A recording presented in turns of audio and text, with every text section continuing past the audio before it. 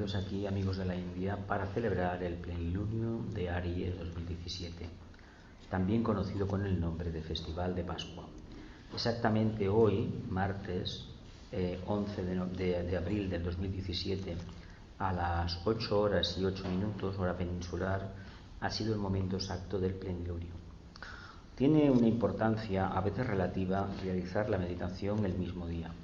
Como sabéis, sería preferible siempre realizar la reunión de meditación en montante, es decir, en cúspide, los días previos o horas previas al momento del plenilunio. La razón reside en que no siempre podemos estar reunidos a la misma hora en que sucede el plenilunio. Por lo tanto, es mucho más razonable, más económico desde el punto de vista energético, hacer la meditación el día de antes. Si la meditación, por ejemplo, es como hoy por la mañana a primera hora, lo correcto hubiera sido hacerla ayer por la tarde, sobre las 7. Estamos en un periodo de unas 12 horas y sería un periodo interesante, aunque el periodo más interesante siempre son las 6 horas antes y las 6 horas después del plenilunio. Pero volvemos a lo de siempre, tampoco estamos siempre dispuestos y sobre todo hay que tener en cuenta lo siguiente. Si no tenemos demasiada experiencia en el tema de las meditaciones, nos podemos encontrar que una meditación en el momento exacto del plenilunio nos puede generar un sobreestímulo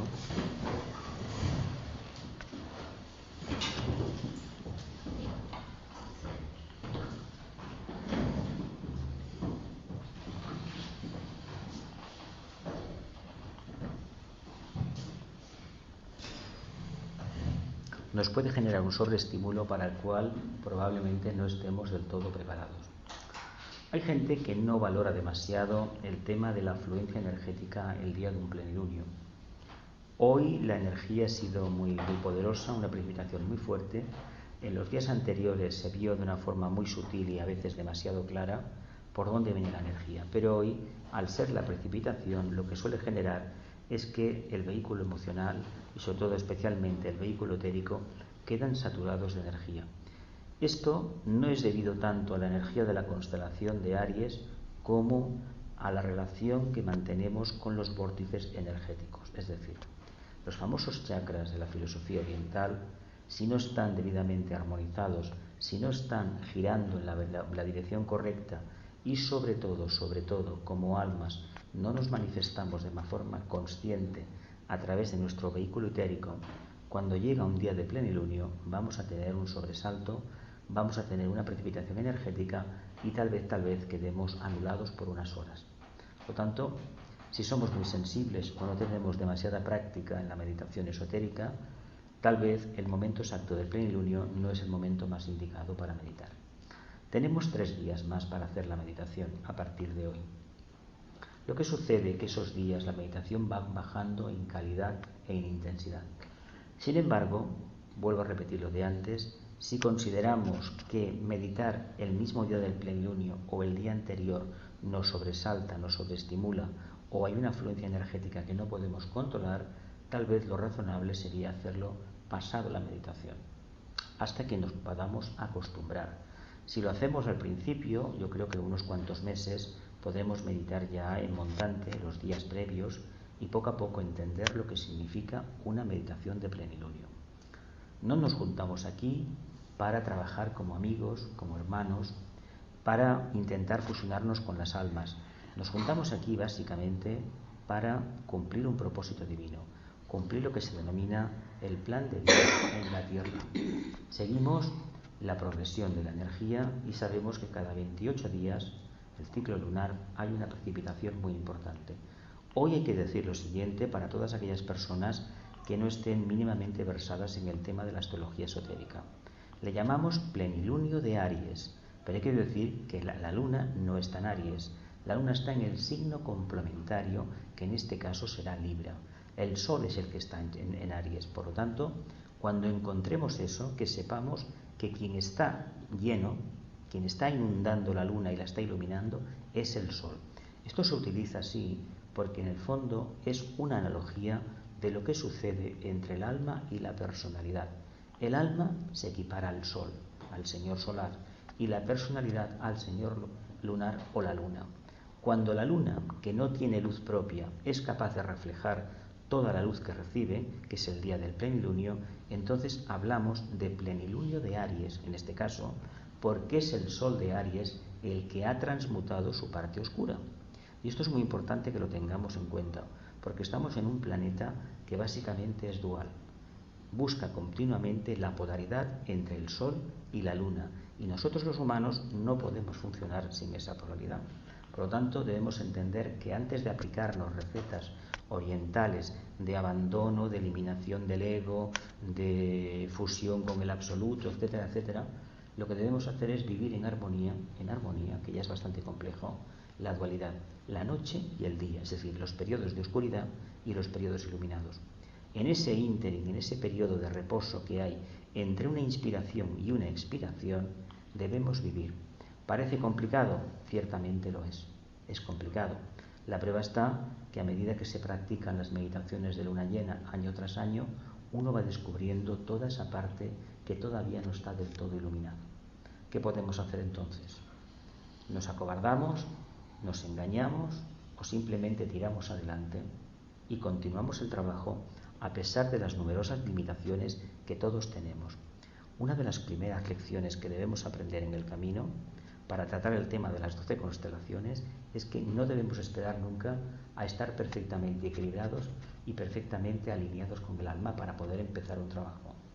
En el primer trabajo, Aries, las yeguas devoradoras de hombres, Hércules, el alma, recibe un fracaso estrepitoso.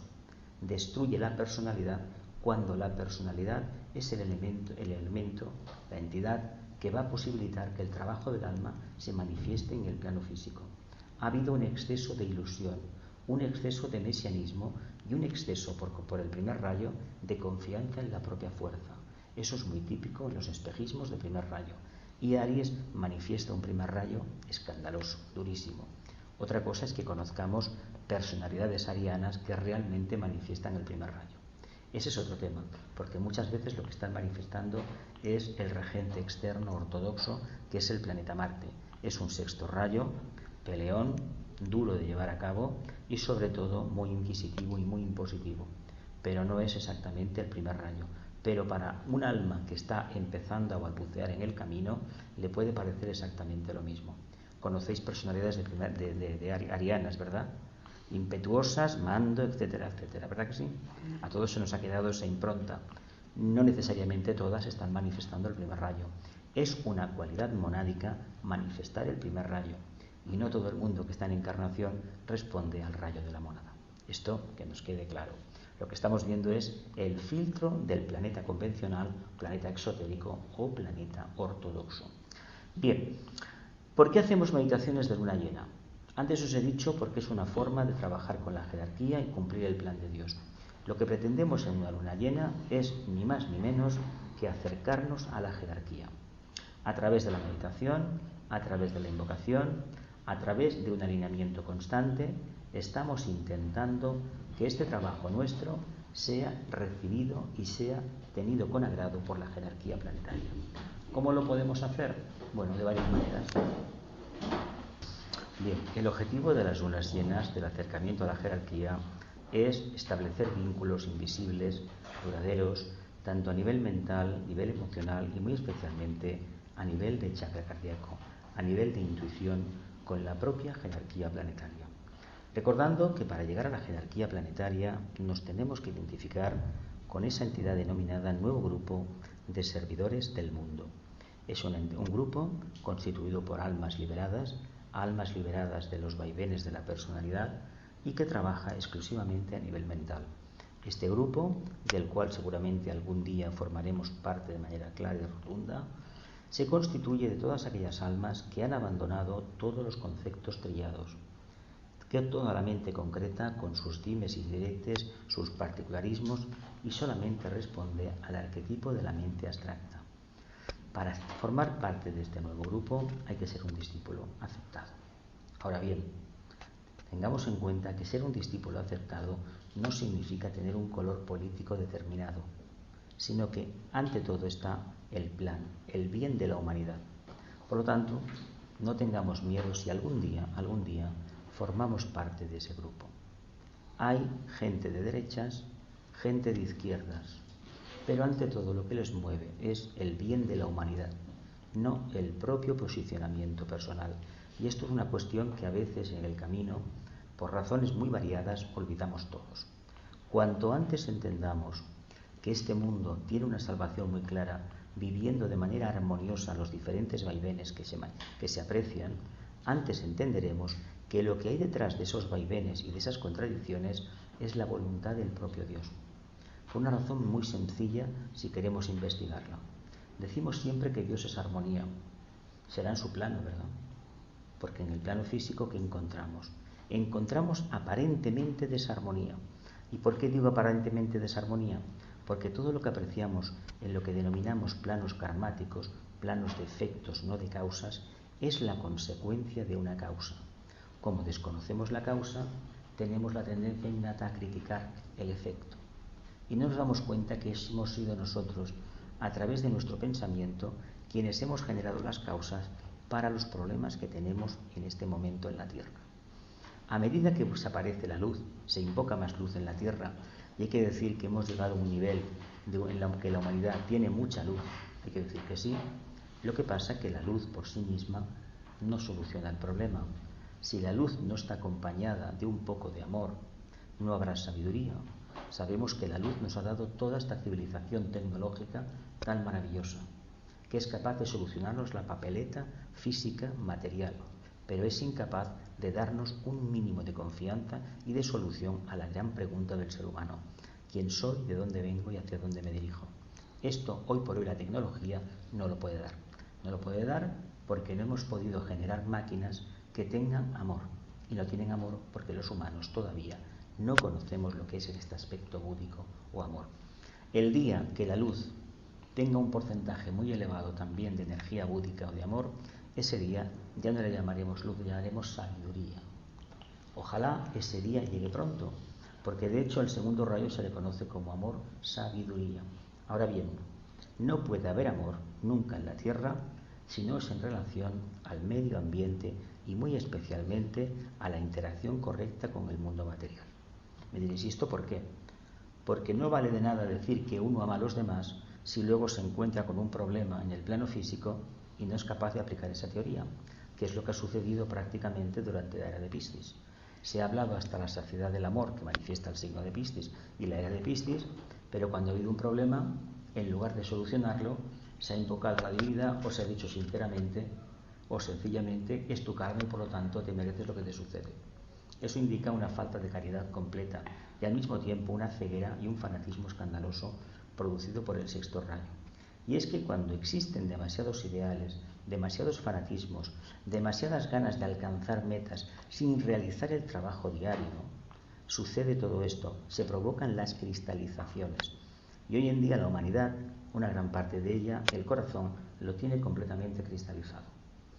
Y me diréis, ¿y eso cómo se sabe? Bueno, yo os invito a que hagáis un pequeño recorrido por los telediarios de todas las cadenas, por la prensa, por internet, y veréis las soluciones a los problemas de los refugiados, por ejemplo, de Siria o del norte de África, y vais a ver que la solución que se está dando es la misma que se dio hace siglos, o más concretamente en el siglo XX. Fronteras alambradas, electrificadas, perros salvajes, policías armados, gases lacrimógenos y latigazos y latigazos y latigazos, como si el problema de la sociedad occidental fuese la gente que viene de fuera. El cáncer que padece la sociedad occidental no lo han traído los refugiados, ni esa gente que se cuela por las fronteras, lo tenemos nosotros mismos. Por lo tanto, generados por el odio acumulado durante generaciones, por acumular y básicamente por no compartir absolutamente nada. Por lo tanto, este tipo de reuniones lo que pretenden es poco a poco ir abriendo el corazón. Y una vez dicho todo esto sobre el sentido general de lo que es una luna llena, o lo que debería de ser una luna llena, sería interesante que habláramos un poco de Aries, ¿no? Básicamente el primer signo del zodiaco. Hay un texto maravilloso de la Bailey, que está en el libro Los trabajos de Hércules, que tiene que ver con el mito de las yeguas devoradoras de hombres. La palabra, el mito de Hércules, una nota clave dice: surjo y desde el plano de la mente rijo o gobierno. Si la palabra regir o dirigir nos gusta, le ponéis gobernar, aunque me parece que el significado no es exactamente el mismo. Yo recuerdo de pequeño, cuando se decía que una persona no regía mucho, se estaba diciendo que estaba un poco chalada. No sé si esto todavía se mantiene o no se mantiene. Por lo tanto, quien controla es el alma. Y la pregunta que debemos formular en todo momento es la siguiente: ¿somos conscientes de que el alma debe dirigir nuestra personalidad? ¿O que nuestra alma inferior debe ser dominada, domesticada por nuestra alma superior, elevada, que es lo que somos en realidad? ¿Sí o no? No me contestéis que sí, porque porque es una respuesta académica, es una respuesta, queda muy bien decirlo, pero en realidad hay que decir una cosa. Trabajo nos cuesta identificarnos con el alma. Trabajo nos cuesta. Generalmente, la conciencia humana o el alma humana se identifica básicamente con el mundo material. ¿Por qué? Pues porque el mundo material, a través de los vehículos, concretamente del emocional, le ha costado mucho tiempo, millones de años, cientos de encarnaciones, que el alma tome posesión de ese vehículo y pueda interactuar a niveles emotivos, emocionales, con esas energías. Por lo tanto, nosotros la idea que tenemos del alma es netamente astral, emocional por completo. Todavía no ha llegado el día en que podamos realmente entender el alma como una cuestión mental o de un refinamiento tan grande emocional que ya alcanzamos la capacidad manásica. No ha llegado ese día. Lo que estamos viendo es que cada vez que tocamos el tema del alma, nos sale esa parte emotiva que lo identifica con una idea que tenemos del alma que viene del pasado. Seguramente viene de la más remota antigüedad, del momento de la individualización. Esa idea del alma, esa captación del arquetipo de forma intuitiva o entre comillas, la vamos a llamar así, cuando va descendiendo, si la mente lo ha captado como una idea, la conciencia ¿cómo lo puede vivir? ¿Como un ideal? ¿Como un ideal de vida? Me preparo, hago las cosas de esta manera, medito cada día porque quiero que el alma se manifieste, ¿verdad? Y cuando no existe esa percepción clara, ¿qué sucede? Que en lugar de vivir los ideales, ¿qué hago? Creo una norma de obligado cumplimiento. Le digo a los demás que hay que hacer esto para que el alma se manifieste, ¿verdad? Esto sería una ideología, una yegua devoradora de hombres. Utilizamos al caballo como vehículo mental, se puede utilizar perfectamente. Acordaos de San Pablo cuando se cayó del caballo porque un rayo de luz lo tiró al suelo, cuando tuvo la tercera iniciación. Y podemos entender que estas yeguas, esta parte femenina, porque tienen mucha intuición, pero acaban yerrando totalmente en un método. No podemos infringir la libertad de los demás, incluso ni la ignorancia de los demás. ¿Qué nos ha sucedido con el cristianismo? ¿Creéis realmente que ha servido para liberar la conciencia humana de las ataduras de la materia después de 2000 años? ¿O simplemente es otra ideología más y tal vez una de las más terribles que han habido en la Tierra? Una de las más difíciles de llevar a cabo y sobre todo también una de las más reaccionarias. Me diréis, ¿cómo es posible? Si hablábamos del Hijo del Hombre, del Hijo de Dios. Sí, a nivel arquetípico sí. A nivel de ideal de vida, el cristianismo es una maravilla, como cualquier religión. Pero ¿en qué se ha convertido en el día a día? En una norma de obligado cumplimiento. ¿No veis la cristalización que hay en el clero romano respecto a la fiesta de la Semana Santa, que son las pruebas de la cuarta iniciación? Es nada menos que Aries, el misterio de Aries, el festival de Pascua, la renovación del compromiso con el Padre. ¿En qué se ha convertido todo eso? ¿En qué se ha convertido ese misterio en algunas partes de España? En Andalucía, aquí en Cataluña ya es menos, afortunadamente. ¿Qué se hace? ¿Se sacan qué? Unas imágenes, ¿verdad? Se sacan unas figuras de unos Cristos crucificados, lacerados, con unas llagas terribles, sangrando, la gente histérica con cadenas en los tobillos, porque de esa manera entiende que está sufriendo más o está viviendo de la única manera que sabe a nivel emocional lo que es el misterio de la cuarta iniciación. Claro, estamos hablando de una cuarta iniciación cuando todavía no se tiene ni la segunda alcanzada. Por eso nos equivocamos continuamente cuando participamos en una procesión de la Virgen de los Dolores, cuando vamos a un Vía Crucis, cuando vamos a la resurrección, cuando vamos al entierro de Cristo, etcétera, etcétera. ¿Por qué? Porque eso es de la época atlántica. En la Atlántida, todos los cultos se revistieron de estatuas. ¿Por qué? La única manera que tenían aquellas almas de entender cómo era Dios o la diosa tal, que tanto sea la diosa de la naturaleza, la parte femenina o la masculina, era creando una estatua. Por ejemplo, todas las estatuas que hay de Dios en Occidente o que se quieren parecer, en realidad están sacadas del patrón del dios Júpiter. Sabéis que Júpiter para los griegos era Zeus, el padre de los dioses, ese señor con esa cabeza grande, barbudo, sabio, etcétera, etcétera. Es muy parecida a la cabeza que le pusieron al actor Charlton Heston en Los 10 Mandamientos. Cuando baja con las tablas de la ley se parece a ese arquetipo. ¿Por qué? Pues porque estaba completamente transfigurado. Ya no era un alma en sentido tradicional, sino que estaba recibiendo completamente la influencia de la mónada. Pero nosotros no estamos en esa situación. Como no estamos en esa situación, nos encontramos con un problema. Que lo que hemos generado durante generaciones o miles de años, tanto en el cristianismo, el judaísmo, el maotanismo, los cultos hinduistas de India, los cultos de sintoístas o animistas de Japón, o cualquier culto de América o de cualquier parte del mundo, simplemente es una ideología, una creencia más, ¿verdad? ¿Qué realidad hay detrás de todo eso? ¿Realmente la gente cuando hace cada día las 5 oraciones a la Meca, o los cristianos se santiguan cuando salen de su casa, los católicos, hay gente que todavía lo hace, sale de su casa y se santigua, y cuando entra a una casa hace una bendición al espíritu de la casa, el Ave María Purísima? En el fondo es dar las gracias y saludar al Deva elemental de la casa. Esto no es ningún cachondeo, esto se ha hecho toda la vida en las más remotas culturas, se hacía eso. ¿Por qué? Porque había esas entidades y el ciudadano pensaba que de esa manera estaba en gracia con esos dioses menores. Pero yo la pregunta que os quisiera formular, ¿estáis convencidos realmente que este camino de las religiones organizadas es lo que la humanidad necesita en este momento? No, ¿verdad? ¿Y por qué hay tanta gente que todavía va a estos sitios? Es la pregunta que nos podemos formular. Tampoco tenemos derecho a violar a nadie, ¿eh? No se nos ocurra violar a los inocentes, ¿eh? No le digamos cosas que todavía no están ni remotamente preparados para escuchar. Ellos creen que la Virgen tal o la otra y la otra y la otra, y no reconocen a veces que es la misma, ojo, no reconocen a veces que es la misma. Ellos creen que haciendo ese trabajo están en gracias con una tradición que han aprendido, pero esa tradición, cuando se cristaliza, acaba matando al alma, impide que salga el alma. Además, fijaos concretamente en Andalucía, qué paradoja más curiosa. Ahora es en abril la Semana Santa, dentro de 15 días la Feria de Abril y dentro de 3 semanas el Rocío. Caramba. Aquí tenemos llantos, tenemos alegrías, otra vez alegrías y otra vez llantos. Y venga el festival.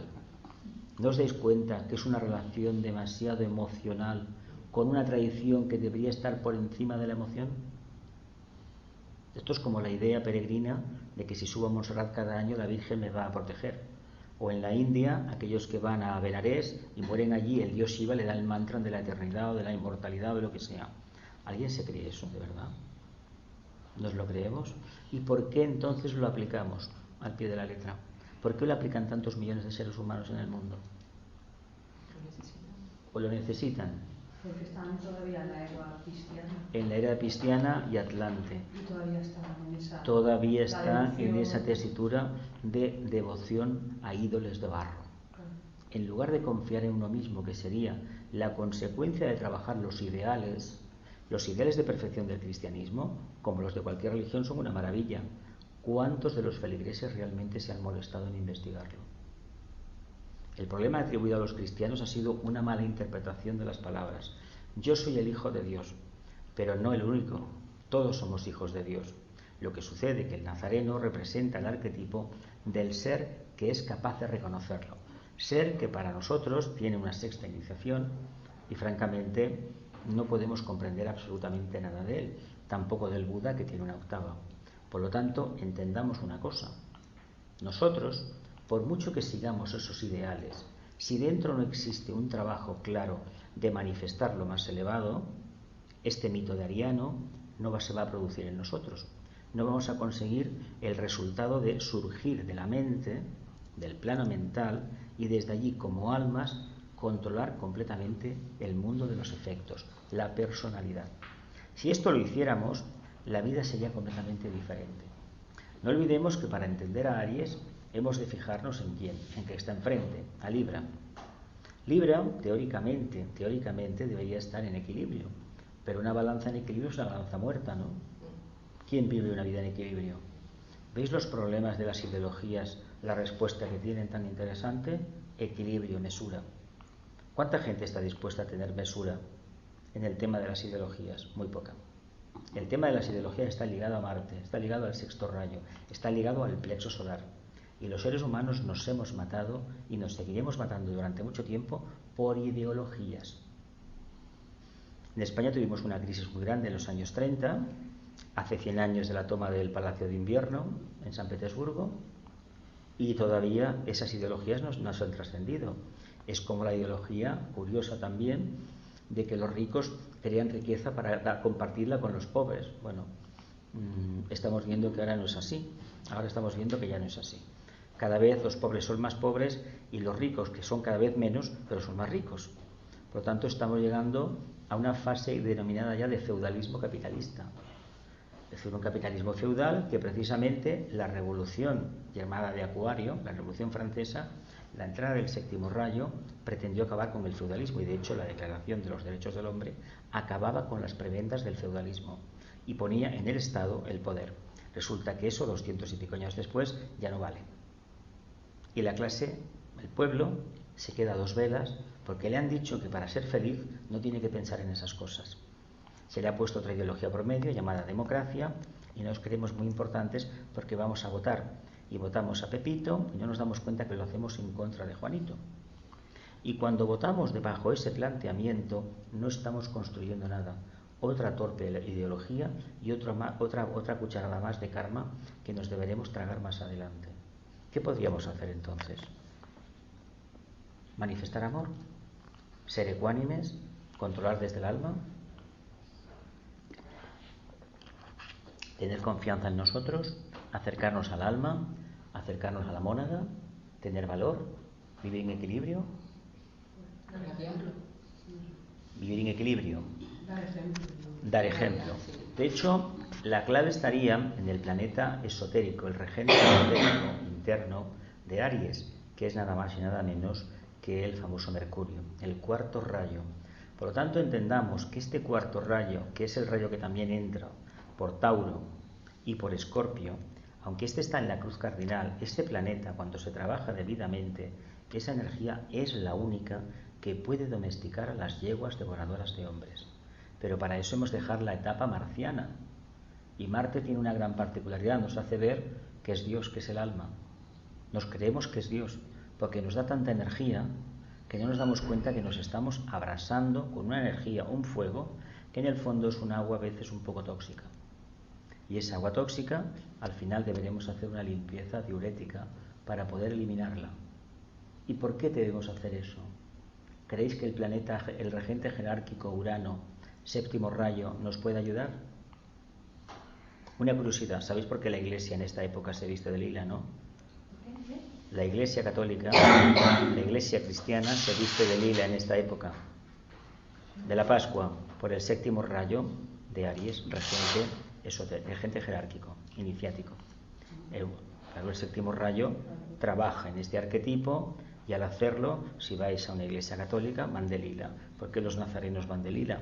Por ejemplo, ¿por qué los mantos de algunos cristos van de ese color? Precisamente porque nos habla de un nuevo orden. Curiosamente, de un nuevo orden dentro de un vestido que básicamente es cristiano. Poco orden va a haber aquí. Tendrá que romperse ese orden, pues ese vestido, y crear algo nuevo. Lo que pasa es que lo que se va a crear es completamente subjetivo. Y como todavía no somos capaces de vivir la vida acorde a un ideal, preferimos cristalizarlo y convertirlo en un dogma de fe. Y estamos repitiendo siempre el mismo esquema. Es la cruz cardinal, la cruz del Dios sacrificado en la materia. Las constelaciones que están en esta cruz, tenemos el eje Aries, Libra, y tal vez el más interesante sería desde el punto de vista evolutivo el de que representan Cáncer y Capricornio. Teniendo en cuenta que las tres primeras lunas, Aries, Tauro y Géminis, son la clave para que en Cáncer se manifieste la individualidad. Si no tenemos estos tres arquetipos, como almas no evolucionaremos nunca. Por lo tanto, entendamos que se nos dan unas oportunidades tremendas. Y a nivel iniciático nos interesa la relación que hay entre Aries, Escorpio, Capricornio y Piscis. Porque básicamente en Capricornio llegamos a la tercera iniciación. En Piscis renunciamos a todo, las puertas de la cuarta iniciación. Y en Escorpio, nada menos que el fuego de la materia, el fuego de los deseos, acaba destruyendo la parte emocional y nos erigimos en almas triunfantes. La iniciación más complicada en la Tierra es la segunda, que representa el mito de Escorpio, que también está regida por ese planeta, esa energía de cuarto rayo. Por lo tanto, todo en el planeta Tierra debe ser realizado con exquisita armonía. Por lo tanto, vivamos los ideales con absoluta armonía y olvidémonos de las ideologías que siempre son hijas del deseo. ¿Alguna cuestión más del tema antes de entrar en el Festival de Pascua? ¿Puedes explicar un poco por qué las tres primeras lunas llenas son tan importantes? Porque básicamente manifiestan tres arquetipos muy importantes. El primero nos dice, esta nos habla de una capacidad muy grande que tenemos los seres humanos desde el plano de la mente surgir. A nivel más denso, la luna de Tauro nos habla de la emoción, de la emotividad, del deseo. Y la luna de Géminis nos habla de esa capacidad que tenemos a través de la dualidad de buscar la conciencia. Con lo cual estamos preparados para nacer en el signo de Cáncer, que es cuando se abrió la puerta hace millones de años y como almas entramos.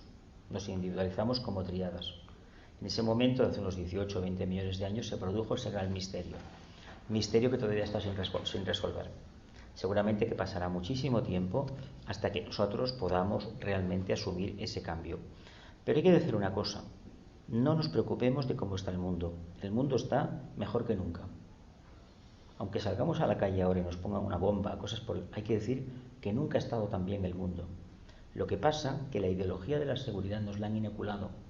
Si repasamos la historia humana, jamás han habido periodos de paz. A mí me hace mucha gracia cuando se dice es que la humanidad nunca ha estado en paz. ¿Pero un ser humano está en paz alguna vez? ¿No está continuamente luchando contra sus emociones, sus deseos, sus anhelos, sus frustraciones?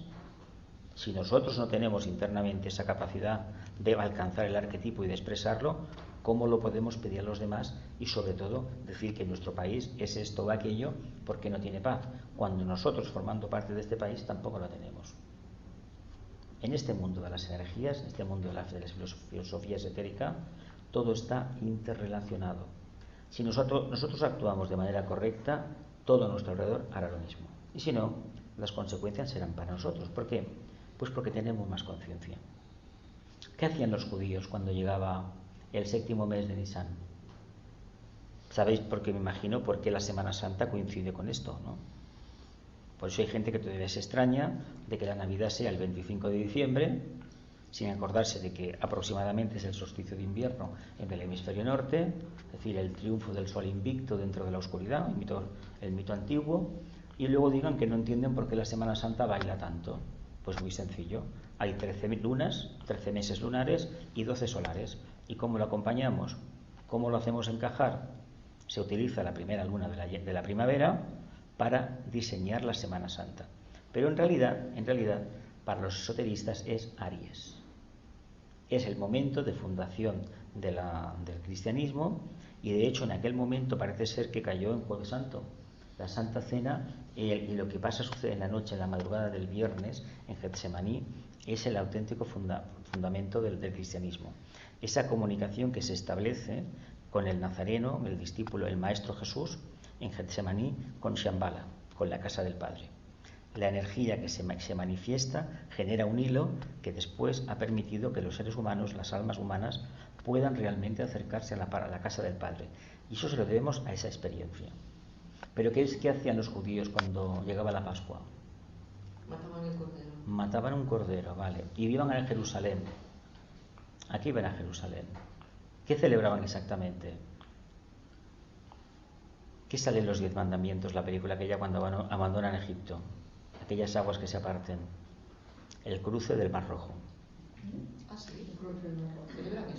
¿Celebran esto? Acudían al templo, a Jerusalén, para celebrar precisamente el paso del Mar Rojo. ¿Cómo podemos interpretar el Mar Rojo? ¿El mar de los deseos? Sí. ¿El mar de los deseos? Las pasiones. De las pasiones. Con lo cual eso es una segunda iniciación.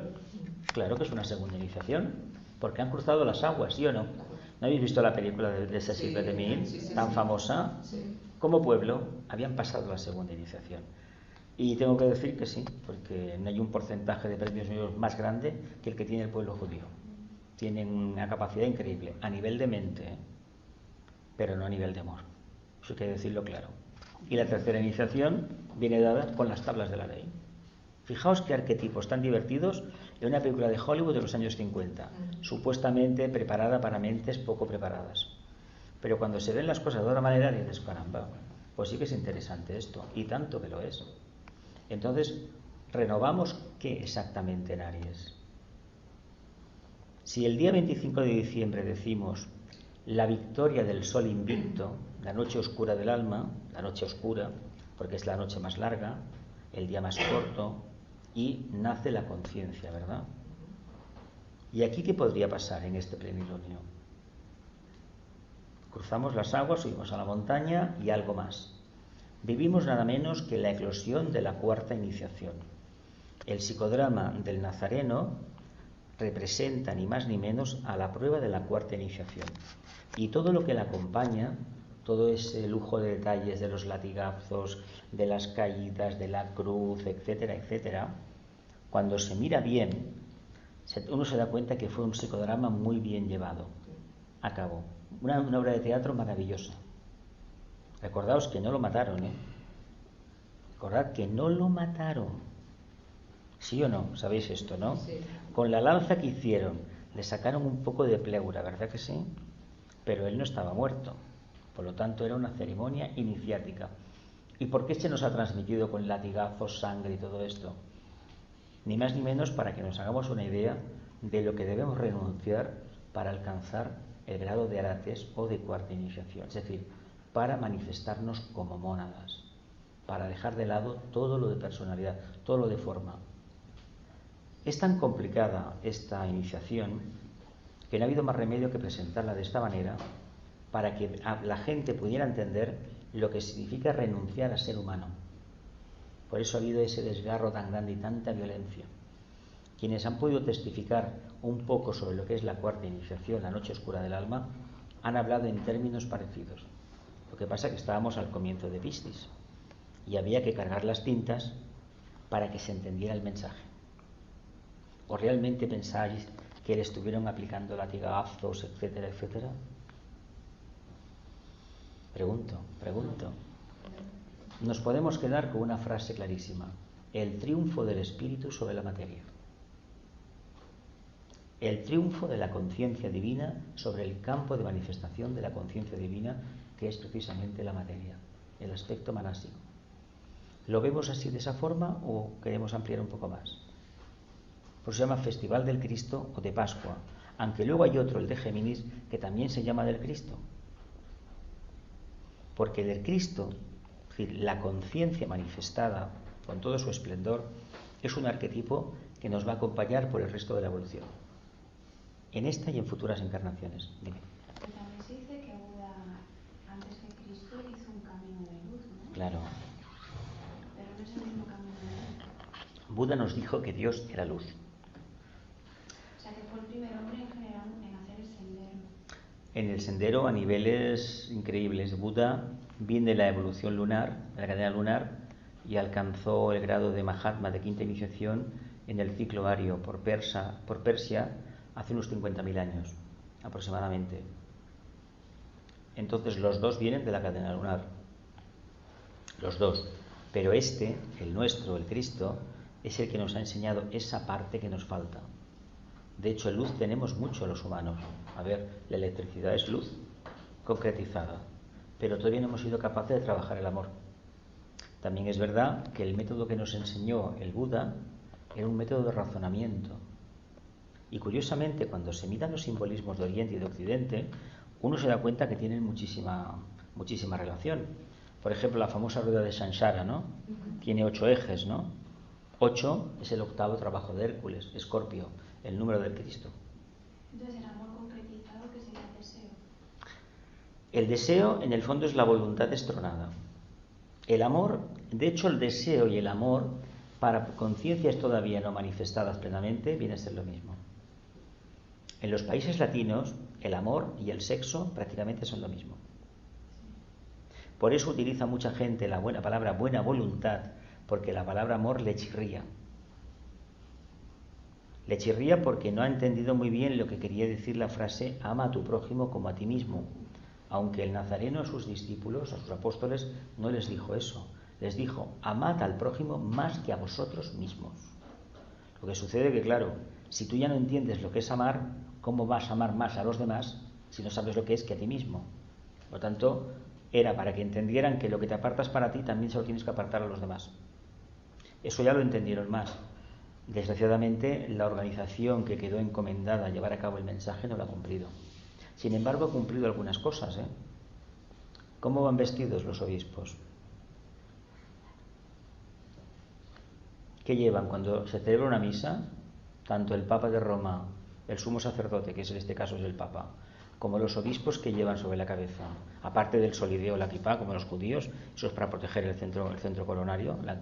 ¿Qué llevan en la cabeza? La mitra. La mitra, ¿verdad que sí? Eso está asociado como al signo de Piscis. Pues no, señor, es la válvula mitral del corazón. Claro, sí, ese cargo lo instituyó el Cristo. Como tienen la cuarta iniciación, quiere decir que el centro cardíaco está abierto. Trabajan ¿qué? La intuición. Por eso tenían el don de las lenguas, se podían manifestar en varios sitios a la vez. Eran seres, algunos de ellos, arates. ¿Os acordáis de los 900 arates del Buda? Aquel mito de la antigüedad. Leed el Dhammapada de todos los libros clásicos hindúes. Entiendo que si no se alcanza ese estado de conciencia, el cristianismo como tal no se puede vivenciar ni se puede explicar. Por eso se llevaba ese gorro protector, porque indicaba que quien lo llevaba tenía una cuarta iniciación. Y si se hubiera hecho de manera correcta todo lo que es la tradición jerárquica dentro del cristianismo, el Papa tendría una quinta iniciación. Y entonces podría hablar con Dios, con la jerarquía. La historia nos ha dicho que desgraciadamente eso no ha sido así, porque se ha elegido a veces a personas almas que dejaban bastante que desear, sobre todo unos cuantos de aquí de la zona de Valencia, la familia Borgia, que aportaron todo lo más indigno que se puede llevar a una iglesia, sea del signo que sea. Pero bueno, es una creación humana, somos así y por mucho que nos lamentemos no lo vamos a cambiar el pasado. Pero sí podemos cambiar el futuro viviendo el presente de manera diferente. Una pregunta. Dime. ¿Los rayos equivalen a las iniciaciones? Es decir, ¿se podría hacer una equivalencia entre, yo qué sé, sexto rayo, sexta iniciación? Depende. Así per se no, pero depende con qué, comparando con qué. ¿Alguna analogía? No, porque da la casualidad de que Cristo tiene la sexta iniciación y La tenía, ahora tiene una séptima, la tuvo. Él era un maestro, era el maestro del discípulo Jesús, pero ese maestro, como a este, no le conocimos el nombre. Él no se llama Buda, Buda es un cargo, y el otro no se llama Bodhisattva ni Cristo, es un cargo. Pero el nombre del maestro no se ha conocido nunca. Era el maestro del discípulo Jesús. Entonces lo que hace el discípulo es prestarle su cuerpo a su maestro para que a través suyo haga su trabajo. El Cristo tenía una tercera iniciación, Jesús tiene una tercera iniciación, y al que le dan la cuarta es a Jesús, y al otro le dan la sexta. Tiene una quinta y le dan la sexta. Claro, él tuvo que acompasar su ritmo vibratorio al de su discípulo y reducirlo tanto para no cargárselo. De ahí las gravísimas pruebas que tuvo, los retiros continuos para adaptarse. Y eso que desde muy pequeño lo prepararon como iniciado que era para el trabajo